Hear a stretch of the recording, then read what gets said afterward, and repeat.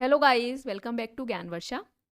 आज इस वीडियो में हम लोग सेल साइकिल का पार्ट 6 डिस्कस करेंगे। हम लोग ऑलमोस्ट सेल साइकिल बिल्कुल कंप्लीशन पे पहुंच चुके हैं।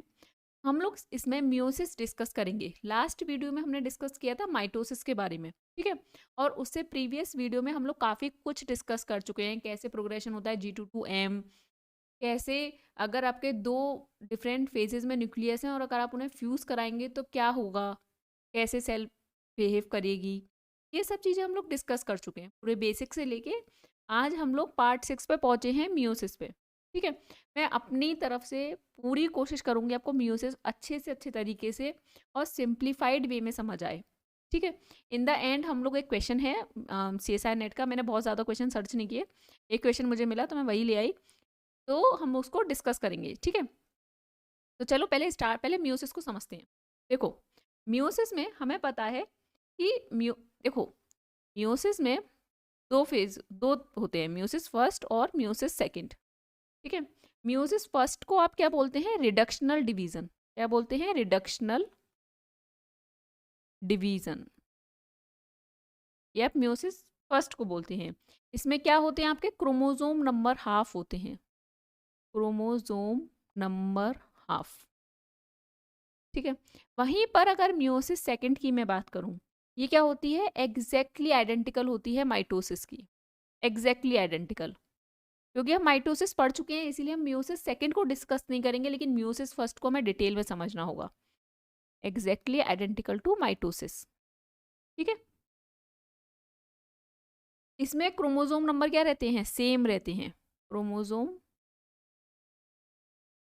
नंबर सेम, लेकिन क्या होता है, जो DNA कंटेंट होता है वो क्या हो जाता है? हाफ हो जाता है। बट DNA कंटेंट कह लो या फिर कह लो सेपरेशन हो जाता है sister chromatid, but separation of sister chromatid, ठीक है। अब ध्यान से देखना, देखो इंटरफेज हम लोग बहुत अच्छे से समझ चुके हैं, G1S G2। अब क्या है? M फेज में सेल आई, ठीक है। M में भी क्या होगा? म्यूसिस फर्स्ट में जाएगी पहले, ठीक है। म्यूसिस फर्स्ट के लिए इसलिए क्या है? Prophase first. देखो, prophase first, then metaphase first, then anaphase first, telophase first. ऐसे ही म्यूसिस सेकंड के लिए क्या करते हैं हम लोग? Prophase second, metaphase second, anaphase second, telophase second. ऐसे अगर फर्स्ट लिख रहा है कहीं भी तो समझ जाना म्यूसिस फर्स्ट की बात है, अगर सेकंड कहीं आगे लिख रहा है तो समझ जाना म्यूसिस सेकंड की बात हो रही है। तो प्रोफेज फर्स्ट में क्या होता है? देखो, मैं एक एक करके हाथ के हाथ लिखवाती हुए भी जाऊंगी आपको, ठीक है। मतलब आपको रिटर्न मटेरियल में नोट्स भी देते हुए प्रोवाइड करूंगी। देखो, प्रोफेज फर्स्ट अगेन इंक्लूड करता है 5 फेसेस को। प्रोफेज फर्स्ट अगेन इंक्लूड करता है 5 फेसेस को। First is leptotene, first is leptotene. Then ये सीक्वेंस याद होना चाहिए आपको, zygotene, then pachytene, then diplotene and then diakinesis, ठीक है। अब ध्यान से देखना, हम एक एक फेस को समझेंगे। लेप्टोटीन में क्या होता है, जाइगोटीन में क्या होता है, देन आपके ये क्या, ठीक है, देन आपके पैकेटीन, डिप्लोटीन, डाइकाइनेसिस, ठीक है, ये हम सब समझेंगे। तो देखो, पहले हम चलते हैं लेप्टोटीन की तरफ। लेप्टोटीन, लेप्टोटीन में क्या होता है, मैं यहीं लिख देती हूँ पॉइंट्स कर करके।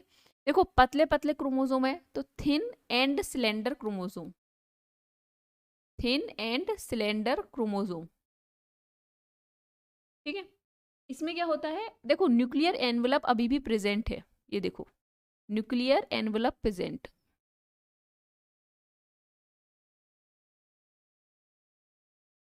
ठीक है बच्चों। ये क्या होती है? इसमें क्या होते हैं? बुके स्टेज होती है। बुके स्टेज आप कह सकते हैं कि क्रोमोसोम्स क्या होते हैं इसमें? अरेंज्ड होते हैं। तो ये याद रखिएगा, बुके स्टेज, ये नाम ये रखिएगा, क्योंकि क्या एग्जाम में आपको बुके स्टेज ही पूछा जाएगा, तो आप कहेंगे लेप्टोटीन फेज है जहाँ पे बुके स्टेज होती है, ठीक है, जिसमें क्रोमोसोम्स क्या होते हैं आपके? अरेंज्ड होते हैं, ठीक है।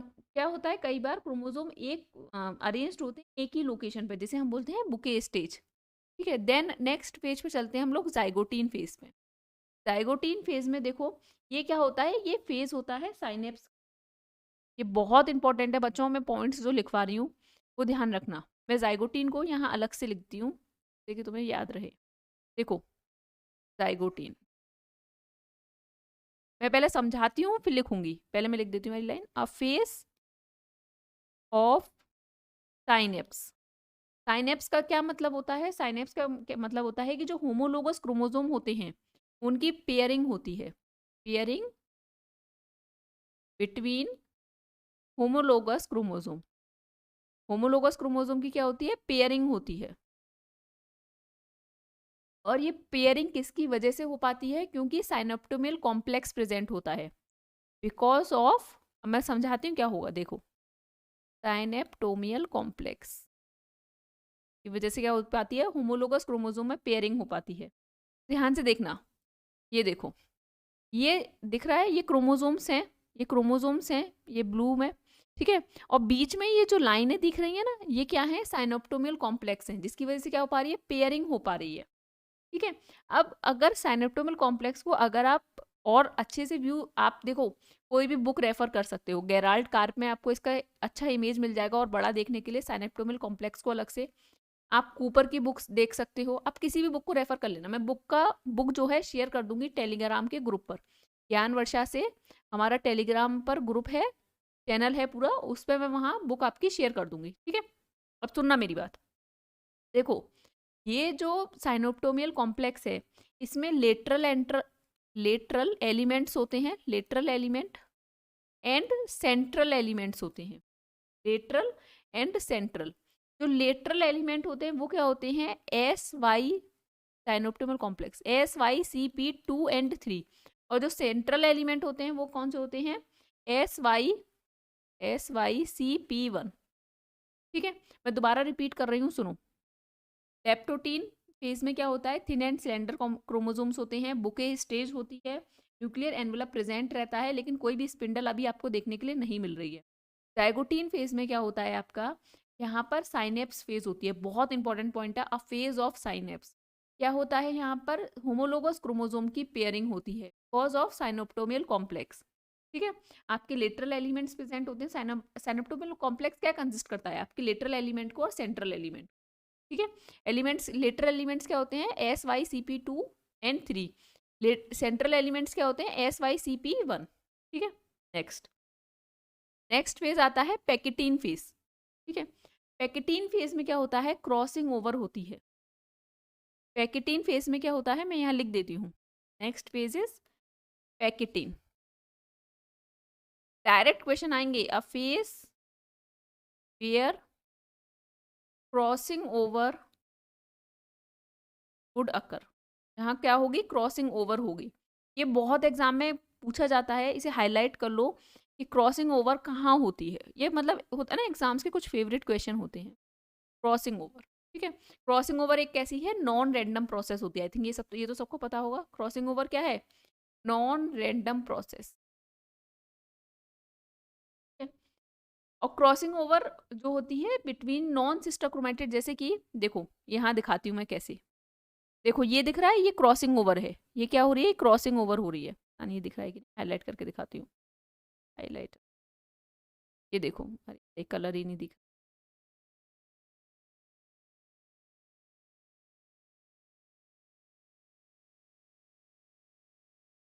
कलर नहीं दिख रहा है इस पे, मैं कैसे दिखाऊँ? ये देखो, ये जो है, मैं पेन यूज,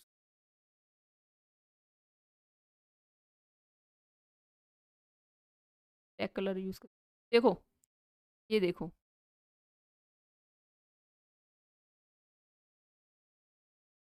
देखो ये, हाँ ये देखो, ये कलर दिख रहा है। ये जो पॉइंट है ना, ये क्या है? क्रॉसिंग ओवर हो रही है, ठीक है। नॉन, देखो ध्यान से देखना, ये हमारा सिस्टर क्रोमेटिड्स हैं, ये एक क्रोमोसोम हो गया, ठीक है। ये दूसरा क्रोमोसोम पकड़ लीजिए भैया। अब क्या होता है? इस सिस्टर क्रोमेटिड और इस सिस्टर क्रोमेटिड में क्रॉसिंग ओवर हो गई, तो हम कहेंगे नॉन सिस्टर क्रोमेटिड में क्या हो रही है? क्रॉसिंग ओवर हो रही है। ये क्या हो गई? दोनों सिस्टर, भाई ये दोनों अड़ोस पड़ोस में है ना, तो ये नॉन सिस्टर हो गई भैया। एक ही क्रोमोसोम, एक ही सेंट्रोसोम से अटैच है, तो हम कहेंगे सिस्टर क्रोमेटिड। अलग अलग सेंट्रोसोम की हो गई ना, ये और ये क्या हो गई? नॉन सिस्टर, ठीक है। तो क्रॉसिंग ओवर किसके बीच में होती है? नॉन सिस्टर क्रोमेटिड के बीच में, ठीक है। अच्छा, आगे देखो, ये जो पेक्टिन फेज होता है ना, ये क्या होता है, लॉन्गेस्ट फेज होता है आपका स्पर्मेटोजेनेसिस का। लॉन्गेस्ट, मैं बताऊंगी अभी क्या है। Longest phase of spermatogenesis, longest phase क्या है स्पर्मेटोजेनेसिस का। देखो अभी मैं आपको पढ़ाऊंगी स्पर्मेटोजेनेसिस और oogenesis, ठीक है। अभी 2 मिनट शांत बैठे रहो, मैं पढ़ाऊंगी, ये जो केसेस है मैं पढ़ाऊंगी। तो पेक्टिन फेज समझ आया, ठीक है। देन क्या होता है, डिप्लोटीन आता है। नेक्स्ट फेज क्या है, डिप्लोटीन। डिप्लोटीन में क्या है, देखो न्यूक्लियर एनवलप अभी भी प्रेजेंट है, देख पा रहे हो, न्यूक्लियर एनवलप अभी भी एग्जिस्ट कर रहा है। स्पिंडल फॉर्मेशन अभी भी यहाँ पर बनना शुरू नहीं हुई है, नो स्पिंडल, ठीक है। ये क्या होता है यहाँ पे, देखो अब हमें कोई भी साइनोप्टिमल कॉम्प्लेक्स नहीं दिख रहा, तो अब फेज ऑफ डी साइनेप्स का फेज है, डी साइनेप्स का। अब phase of the synapsis, synaptonemal complex क्या हो जाता है, डिसॉल्व होने लगता है, ठीक है। ये मैं यहाँ लिख देती हूँ ये वाले पॉइंट्स, देखो डिप्लोटीन, बहुत इंपॉर्टेंट पॉइंट्स हैं ये। पहला point, a phase of D, a phase of the synapse. Next, longest phase of oogenesis, मैं बताऊंगी oogenesis, बस ये याद रखना कि स्पर्मेटोजेनेसिस जो है आपकी होती है पैकेटीन में, और डिप्लोटीन में क्या है, oogenesis, तो लॉन्गेस्ट फेज। अब देखो, अच्छा मैं इसे इसके बाद ये और बताती हूँ, देखो पहले डाइकाइनेसिस। डाइकाइनेसिस देखो, डाइकाइनेसिस में आपको क्या देखने के लिए मिल रहा है कि स्पिंडल, देखो फॉर्मेशन दिख रही है, बिगिन होना स्टार्ट हो गई है स्पिंडल फॉर्मेशन। न्यूक्लियर एनवलप भी डिसॉल्व होना स्टार्ट हो जाता है। न्यूक्लियर एनवलप क्या हो जाता है, डिसॉल्व होना स्टार्ट हो जाता है। सेंट्रोजोम में देखो ये कहाँ है, अपने अपोजिट पोल्स पे मूव करना शुरू कर देते हैं। ये सेंट्रोजोम है ना, ये अपने अपोजिट पोल पे मूव करना शुरू कर देंगे, भाई ये यहाँ आएगा, ये यहाँ आएगा, ठीक है। स्पिंडल फॉर्मेशन बनने लग गई, ठीक है। तो मैं ये वाले पॉइंट भी लिख देती हूँ डाइकाइनेसिस के, ध्यान से देखो। ये क्या होता है, स्पिंडल फॉर्मेशन बिगिन हो जाती है, formation begin, nuclear envelope about here,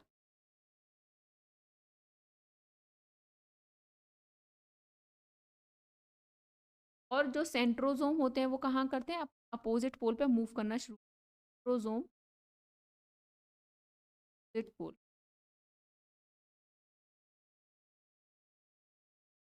मतलब अपोजिट डायरेक्शन में मूव करना शुरू कर देता है, पोल तो नहीं।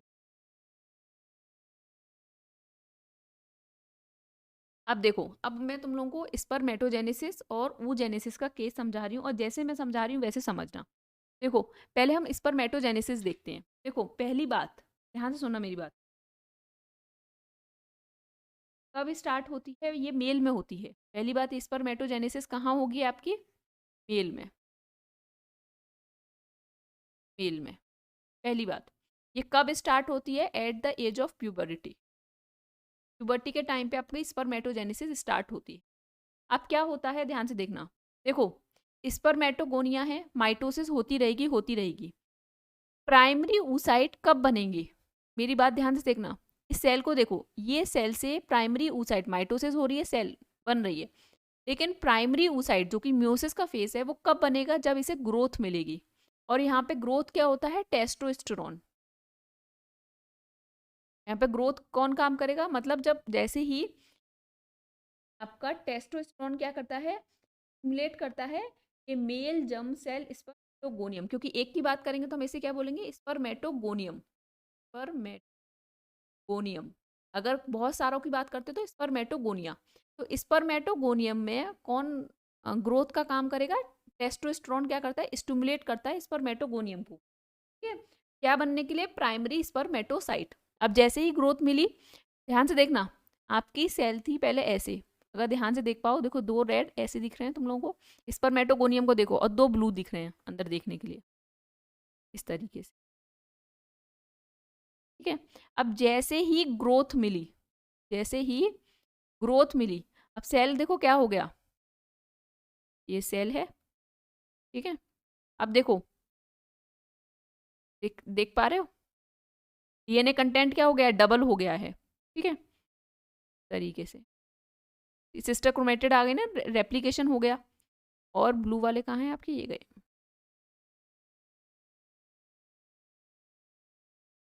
बात समझ आई मेरी? क्या हो रहा है यहाँ पर अगर देखो, यहाँ पर देखो, यहाँ पर देखो, तो आपका 2n2c है, नंबर ऑफ क्रोमोसोम और नंबर ऑफ कंटेंट नॉर्मल है। लेकिन जब आपको ग्रोथ मिली और प्राइमरी स्पर्मेटोसाइट मिले तो कंटेंट कितना हो गया, देखो नंबर ऑफ क्रोमोसोम 2n ही रहे, लेकिन कंटेंट कितना बढ़ गया, डीएनए कंटेंट डबल हो गया। देख रहे हो ना, सिस्टर क्रोमेटिड आ गई, रेप्लिकेशन हो गया। अब क्या हुआ, प्राइमरी स्पर्मेटोसाइट से क्या होगी, सेकेंडरी स्पर्मेटोसाइट, भैया एक सेल से दो सेल बनेगी, सेकेंडरी स्पर्मेटोसाइट होगी। तो ये यहाँ तक क्या हो गया, म्यूसिस फर्स्ट, यहाँ तक क्या होगा, म्यूसिस फर्स्ट। ये क्या हुआ, म्यूसिस फर्स्ट, फर्स्ट। ठीक है, अब क्या होगा, जब दो अलग अलग सेल बनेंगी, एक ये सेल बनेगी, एक ये सेल बनेगी। अब देखना क्या होगा, ये वाला ब्लू वाला, मैं भी ब्लू, फिर एक एक रेड।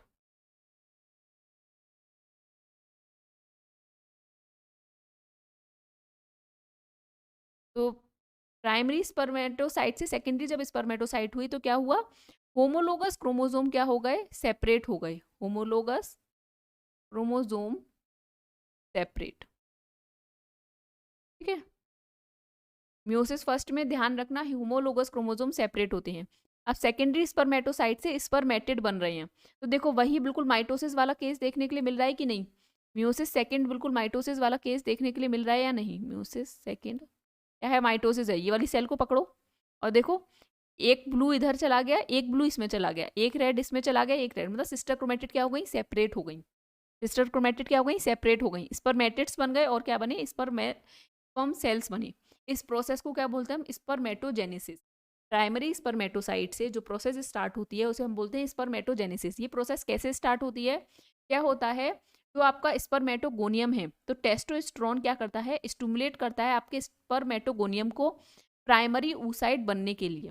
ठीक है, जैसे ही टेस्टोस्टेरोन मिला वैसे ही आपका क्या बनेंगी, प्राइमरी स्पर्मेटोसाइट बनेगी। प्राइमरी स्पर्मेटोसाइट में क्या होगा, म्यूसिस फर्स्ट होगी, सेकेंडरी स्पर्मेटोसाइट बनेगी। सेकेंडरी स्पर्मेटोसाइट के बाद क्या बनेगा, स्पर्मेटिड्स बनती है म्यूसिस सेकेंड के थ्रू। ठीक है, तो देखो यहाँ पर अब क्या हो गया, जब सेकेंडरी, अब मैं देखो यहाँ पर क्लियर कर रही हूँ, ये इरेज कर रही हूँ। ठीक है, ये देखना, अब ये देखो, यहाँ पर हमारा अगर इस पर्टिकुलर सेल को लूँ तो कितना था, 2n2c। यहाँ पर इस सेल पे क्या हो गया, 2n4c, डीएनए कंटेंट क्या हो गया, डबल हो गया।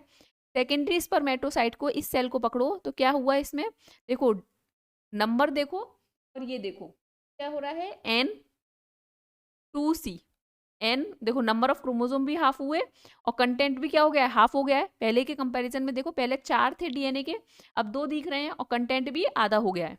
अब स्पर्मेटोसाइट, स्पर्मेटिड्स में देखो नंबर उतने ही हैं, 2 ही हैं, लेकिन कंटेंट क्या है, हाफ हो गया है। तो एनसी, समझ आया ना, 2n2c 2n4c n2c nc, समझ आया ना कैसे। बस देखो, इसको पकड़ा करो, ये क्या है, एक क्रोमोसोम है। अब देखो, अगर ये भी एक क्रोमोसोम है, ये भी एक क्रोमोसोम, अब सेल में देखो अगर ये है तो क्या हो गया, जैसे कि एक क्रोमोसोम है, ऐसे समझो, नंबर हम अभी बात नहीं कर रहे, 2n, अब ये क्या है, क्रोमोसोम है, ठीक है, 2c। भाई अब ये देखो डबल हो गया ना, एक थी पहले, भैया एक थी, अब क्या हो गई, 2 हो गई, तो 2n4c डबल हो गया कंटेंट। समझ आई, ऐसे होता है। तो नंबर देखो और देखो कि कितना हो रहा है उस सेल के रेस्पेक्टिव में। ठीक है, अब वहीं पर हम लोग चलते हैं oogenesis पे। अच्छा, ये स्पर्मेटोजेनेसिस में लॉन्गेस्ट फेज मैंने क्या बताया आपको, पैकेटीन। पैकेटीन जो है लॉन्गेस्ट फेज है स्पर्मेटोजेनेसिस के लिए, और ये स्पर्मेटोजेनेसिस कब स्टार्ट होता है, at the age of puberty. ठीक है, फीमेल में क्या होता है, oogenesis होती है, फीमेल में क्या होती है, oogenesis। लेकिन आप शॉक हो जाएंगे सुन के कि बिफोर बर्थ oogenesis स्टार्ट हो जाती है। बिफोर बर्थ क्या होती है, oogenesis फीमेल में स्टार्ट हो जाती है। बर्थ से पहले ही फीमेल में क्या हो जाती है, oogenesis स्टार्ट हो जाती है। लेकिन oogenesis क्या होती है, अरेस्ट कर ली जाती है। डिप्लोटीन फेज में क्या होता है, oogenesis, म्यूसिस फर्स्ट में डिप्लोटीन जो फेज है वहां पर oogenesis अरेस्ट हो जाती है। जब जब सेल को FSH, फॉलिकुलर स्टिमुलेटिंग हार्मोन मिलता है, तो oogenesis का क्या होता है, जो अरेस्टिंग फेज होता है वो रिमूव होता है और वो क्या बनाती है, प्राइमरी oocyte बनाती है। मैं दोबारा रिपीट कर रही हूँ, सुनना कैसे।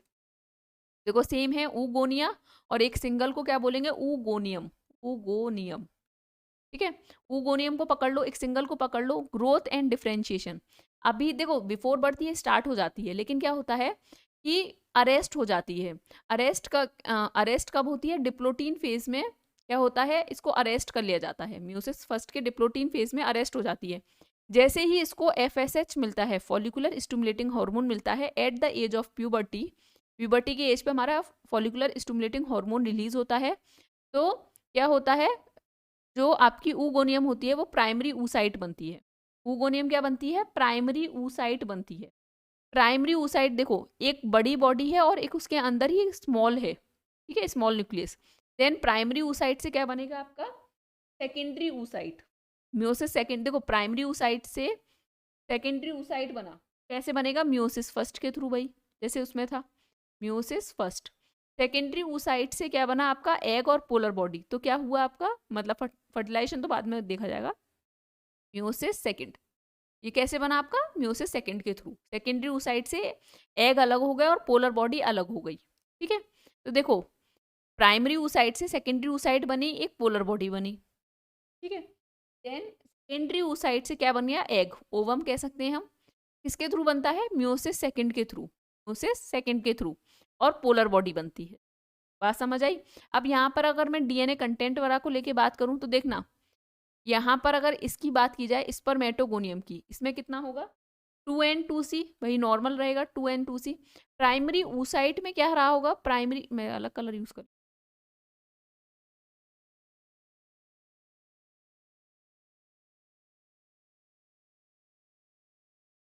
देखो इसमें क्या रहा होगा, 2N2C। प्राइमरी oocyte में क्या होगा, प्राइमरी oocyte में कंटेंट डबल हो गया ना, 2N4C। सेकेंडरी oocyte में क्या होगा, कंटेंट हाफ हो जाएगा तो N2C। ओवम में क्या होगा, N, C, ठीक है। एक ही एग बनता है, दो या तीन क्या बन जाती है, पोलर बॉडी बन जाती है। एग क्या बनता है, एक ही। लेकिन स्पर्मेटोजेनेसिस में स्पर्मेटेड से कह सकते हैं आप, स्पर्म कितने बनते हैं, 4, ठीक है।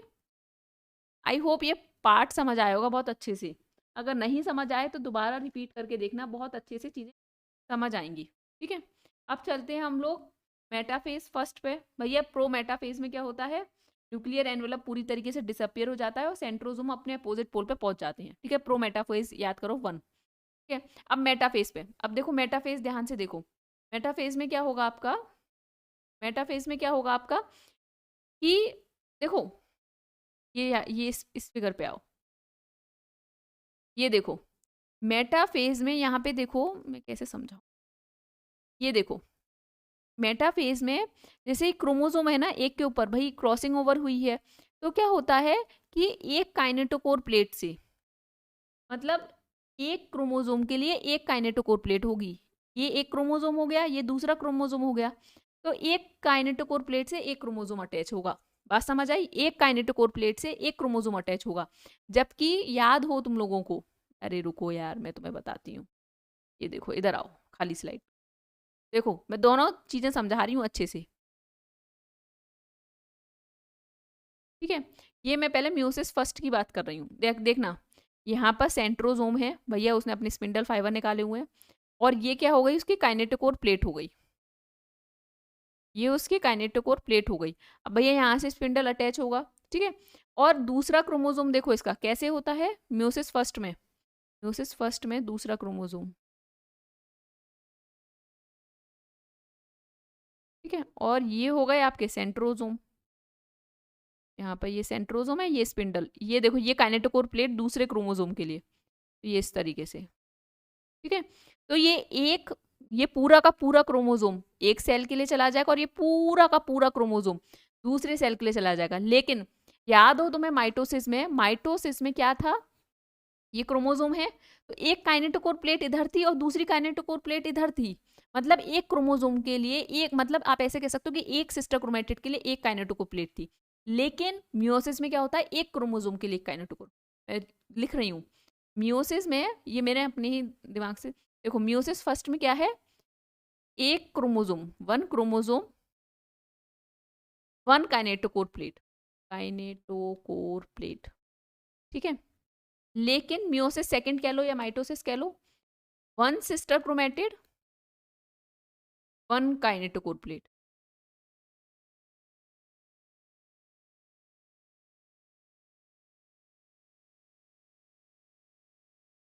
बात समझ आई भैया? ये माइटोसिस वाले केस में था ना, इधर वाले के लिए भी काइनेटोकोर प्लेट थी, इधर वाले के लिए भी।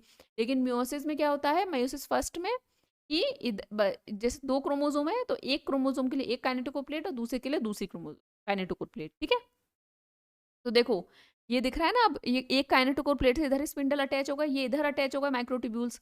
तो अब ये वाला, ये जो होगा ये क्रोमोसोम इस सेल के लिए चला जाएगा, और ये जो नीचे वाला क्रोमोसोम होगा ये इस सेल के लिए आ जाएगा। इन द सेम वे ऐसे होता है, ठीक है। तो ये एक बहुत बहुत बहुत इंपॉर्टेंट फेज होती है ये क्या होती है, बहुत एक इम्पॉर्टेंट फेज होती है, जहाँ पर सिंगल क्रोमोसोम जो है वो अटैच होता है सिंगल सेंट्रोसोम से भी कह सकते हो आप, ठीक है, और सिंगल काइनेटोकोर प्लेट से, ठीक है। और यहाँ पर किस चीज़ का सेपरेशन होता है, याद रखना, होमोलोगस क्रोमोसोम। भाई ऑब्वियसली देखो, होमोलोगस क्रोमोसोम ही तो सेपरेट हो रहे हैं, ये देखो जरा मेरा ध्यान से, यहाँ क्या हो रहा है, होमोलोगस क्रोमोसोम सेपरेट हो रहे हैं। देखो मैं ब्लैक कलर में बना रही हूँ, ये एक क्रोमोसोम होमोलोगस इधर चला गया, ये इधर चला गया, तो क्या होगा, होमोलोगस क्रोमोसोम सेपरेट हुए। मियोसिस सेकंड में क्या होगा, सिस्टर क्रोमेटिड सेपरेट हो। समझ आई? फिर एनाफेज फर्स्ट आ जाएगा आपका भाई। फिर क्या आ जाएगा, ये देखो अब यहाँ पे, ये देखो, ये मेटाफेज फर्स्ट, क्रोमोसोम अलाइन हो गए, ठीक है। एक ये रेड वाला एक तरफ चला जाएगा, ब्लू वाला एक तरफ। अब एनाफेज फर्स्ट में क्या हुआ, देखो सिस्टर होमोलोगस क्रोमोसोम क्या हो गए, सेपरेट हो गए, दिख रहा है, होमोलोगस क्रोमोसोम सेपरेट हो गए, होमोलोगस क्रोमोसोम क्या हो गए, अलग अलग हो गए, मतलब अपोजिट पोल पे चले गए, क्या अपोजिट डायरेक्शन में। फिर क्या होगी, टीलोफेज आ जाएगी, और फिर हमें पता है टीलोफेज के बाद साइटोकाइनेसिस होती है, ठीक है। तो ये सेल क्या हो जाएगी, अलग अलग। अब ये एक सेल, ये एक में एक होमोलोगस क्रोमोसोम, दूसरे में दूसरा होमोलोगस क्रोमोसोम। बात समझ आई इतनी? फिर क्या आती है आपकी मेटाफेज भाई, फिर क्या आती है, फिर आपकी आती है मियोसिस सेकंड भाई, मियोसिस सेकंड। अब देखो टीलोफेज आ गया, फिर से अब देखो प्रोफेज, अब फिर से प्रो मेटा एना टीलो, ठीक है। अब क्या होगा, ये होमोलोगस क्रोमोसोम है, ठीक है, होमोलोगस क्रोमोसोम सेपरेट हो गए, ये एक क्रोमोसोम हो गया। देखो अब रेड वाले को अगर देखो तो रेड वाले में क्या होगा, अब सिस्टर क्रोमेटिड सेपरेट हो रही हैं, अब क्या होंगी, सिस्टर क्रोमेटिड। तो मियोसिस सेकंड में क्या होता है, सिस्टर क्रोमेटिड सेपरेट होती है। लेकिन इसमें क्या होता है, मियोसिस फर्स्ट में होमोलोगस क्रोमोसोम सेपरेट होते हैं। आई होप ये पार्ट समझ आया होगा अच्छे। क्या होता है, देखो बच्चों नहीं आया हो ना तो तुम मुझे बताना, दोबारा पढ़ाऊंगी, लेकिन हम समझ के रहेंगे, ठीक है। अब हम लोग, ये बहुत इंपॉर्टेंट है, नॉन डिसजंक्शन ऑफ क्रोमोसोम। मुझे याद है मैंने ये कहीं तो पढ़ाया है, तुम लोग को पता नहीं कहाँ पढ़ाया है, पर मैं यहाँ पढ़ा देती हूँ क्योंकि इंपॉर्टेंट है, नॉन डिसजंक्शन ऑफ क्रोमोसोम। अच्छा मैंने क्यों नहीं लिखवाया मियोसिस सेकंड के बारे में, क्योंकि मैं माइटोसिस पढ़ा चुकी हूँ। उसका लिंक मैं दे दूंगी इसी आई बटन में, as well as description box में, एज वेल एज पीछे वीडियो के एंड में आपको मिलेगा पार्ट 5 का लिंक, तो आप वहां से देख लेना, ठीक है। अब नॉन डिसजंक्शन देखो, नॉन डिसजंक्शन है तो देखो, देखो समझना बहुत इंपॉर्टेंट है ये। देखो नॉन डिसजंक्शन में क्या होता है कि कुछ गड़बड़ हो जाए तो क्या होगा, नॉर्मल हम पहले लेके चल रहे हैं कि क्या होगा, कि ये हमारे सेल है, ठीक है, क्रोमोसोम है। सपोज करो मियोसिस फर्स्ट में ही, फर्स्ट मियोटिक डिवीजन में ही क्या हो जाए, नॉन डिसजंक्शन हो जाए, ठीक है। अगर नॉन डिसजंक्शन हो गया तो क्या हुआ, सपोज करो ये वाला क्रोमोसोम जो है रेड वाला इस सेल में जाना था भैया, लेकिन क्या हुआ, इसमें नहीं गया, लेकिन इसी सेल में दोनों चले गए, तो क्या हो गया, नॉन डिसजंक्शन हो गया। अब क्या हुआ, यहाँ पर सेकेंड म्यूटिक डिवीजन क्या है, नॉर्मल है, बहुत समझना बहुत इंपॉर्टेंट है। फर्स्ट म्यूटिक डिवीजन हुआ, उसमें क्या हुआ, नॉन डिसजंक्शन हो गया, लेकिन सेकंड म्यूटिक डिवीजन क्या है, नॉर्मल है। तो ये सेल देखो भैया, इस सेल में क्या हो गई, अब एक्स्ट्रा क्रोमोसोम हो गए ना, आना एक था आ गए दो, तो क्या हो गया, गैमीट्स विद एक्स्ट्रा क्रोमोसोम। भले ही सेकंड म्यूटिक डिवीजन नॉर्मल हो, लेकिन क्रोमोसोम क्या हो गए, फर्स्ट म्यूटिक डिवीजन से ऑलरेडी नॉन डिसजंक्शन हो गया, तो क्रोमोसोम क्या हो गया, एक्स्ट्रा आ गई। और दूसरे वाले सेल के लिए देखो, गैमीट्स मिसिंग अ क्रोमोसोम, यहाँ पर क्रोमोसोम आई ही नहीं। बात समझ रहे हो? तो और एक और केस देखो, सपोज करो फर्स्ट म्यूटिक डिवीजन नॉर्मल हो गया, सपोज करो फर्स्ट म्यूटिक डिवीजन नॉर्मल हो गया, एक सेल में एक सेल में एक, नॉर्मल हुआ। सेकंड म्यूटिक डिवीजन में नॉन डिसजंक्शन हो गया, सेकेंड मियोटिक डिवीजन में क्या हुआ, नॉन डिसजंक्शन हो गया। तो देखो सेकेंड मियोटिक डिवीजन में आपको नॉर्मल गैमिट्स, इस वाले सेल के लिए तो नॉर्मल गैमिट्स मिल गए, लेकिन इसके लिए gametes with extra chromosome, gamete missing a chromosome. तो आपसे एग्जाम में, इसी एग्जाम में पूछा भी गया है कि किस मियोटिक डिवीजन में है कि आपको नॉर्मल गैमिट्स किस मियोटिक डिवीजन में देखने के लिए मिलेंगे। नॉर्मल गैमिट्स मतलब अगर नॉन डिसजंक्शन, ऐसे मतलब ऐसे समझो, हमें नॉर्मल गैमिट्स देखने के लिए मिल रहे हैं ना, कब मिल रहे हैं, जब सेकंड मियोटिक डिवीजन में नॉन डिसजंक्शन हुआ है। अगर फर्स्ट में नॉन डिसजंक्शन हो जाता तो नॉर्मल गैमिट्स देखने के लिए हमें कैसे भी नहीं मिलेंगे। तो ऐसा कौन सा केस है जहां पर आपको नॉन डिसजंक्शन होने के बाद भी नॉर्मल गैमिट्स देखने के लिए मिलेंगे, तो वो क्या, कौन सा केस है कि second first meiotic division normal हो लेकिन सेकंड मियोटिक डिवीजन क्या हो, आपका नॉन डिसजंक्शन हो जाए। अगर कोई जरूरी नहीं है कि हो, लेकिन अगर नॉन डिसजंक्शन हो रहा है तो मैं कहूँ कि मुझे फर्स्ट म्यूटिक डिवीजन में normal gamete, first meiotic division में अगर नॉन डिसजंक्शन होगा तब नॉर्मल गैमिट्स देखने के लिए मिलेंगे, सेकंड म्यूटिक डिवीजन में नॉन डिसजंक्शन होगा तब नॉर्मल गैमिट्स। तो आप क्या कहेंगे, फर्स्ट म्यूटिक डिवीजन नॉर्मल होना चाहिए, लेकिन सेकंड म्यूटिक डिवीजन में अगर नॉन डिसजंक्शन हुआ है तब भी नॉर्मल गैमिट्स देखने के लिए मिल सकते हैं। ठीक है, बात समझ पा रहे हो ना मेरी बात?